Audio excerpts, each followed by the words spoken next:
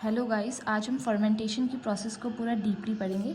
So what is fermentation? Fermentation जो है वो ऐसा है कि पायरुविक एसिड जब आगे एनारोबिक रेस्पिरेशन में करता है, यानी इन दी एब्सेंस और in the lack of oxygen में जब अपनी प्रोसेस कंप्लीट करता है, that is known as the fermentation.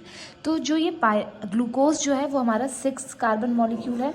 ये जब 3 कार्बन मॉलिक्यूल में पायरुविक एसिड में चेंज होता है तो आगे एक एरोबिक और एक एनारोबिक कंडीशन आती है। एरोबिक कंडीशन को will study in next topic, but now will study है अभी हम एरोबिक कंडीशन को देखेंगे। सो एरोबिक कंडीशन बेसिकली है क्या? यहाँ पे दो कंडीशन है, पहले एक ऑब्लिगेट और एक फैकल्टेटिव एनारोबिक, फैकल्टेटिव एनारोबिक।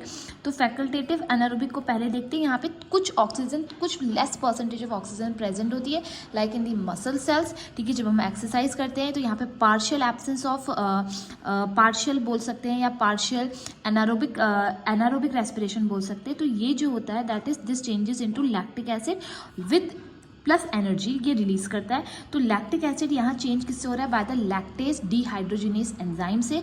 और यहाँ पे NADH चेंज हो जाता है NADP में। NAD पॉजिटिव में 2 मॉलिक्यूल्स ऑफ NAD है, क्योंकि यहाँ पे 2 मॉलिक्यूल ऑफ लैक्टिक एसिड हमें मिल रहा है। ठीक है, और यहाँ पे टोटल नंबर ऑफ ATP का जो कंजम्पशन है वो 2 है, क्योंकि जब पायरुविक एसिड बना था तो हमें 2 ATP और 2 NADPH चाहिए था।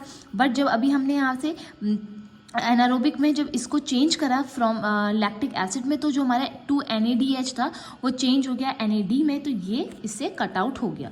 ठीक है, ऑब्लिगेट में देखेंगे तो ऑब्लिगेट का मतलब है बिल्कुल भी प्रेजेंट नहीं है oxygen.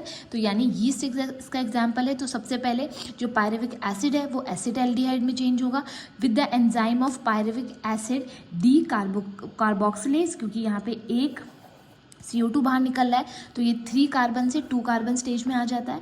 And then this acetaldehyde will change into ethyl alcohol, और जब ये इथाइल अल्कोहल में चेंज हो रहा है तो ये with the enzyme of alcohol dehydrogenase में होगा, और यहाँ पे NADH चेंज हो जाएगा NAD में, क्योंकि यहाँ से ये कट गया है। तो लास्ट में एनर्जी जो बना हमारा वो इथाइल अल्कोहल प्लस CO2 बना। लेस एनर्जी होती है इसमें, 2 ATP के मॉलिक्यूल बनते हैं।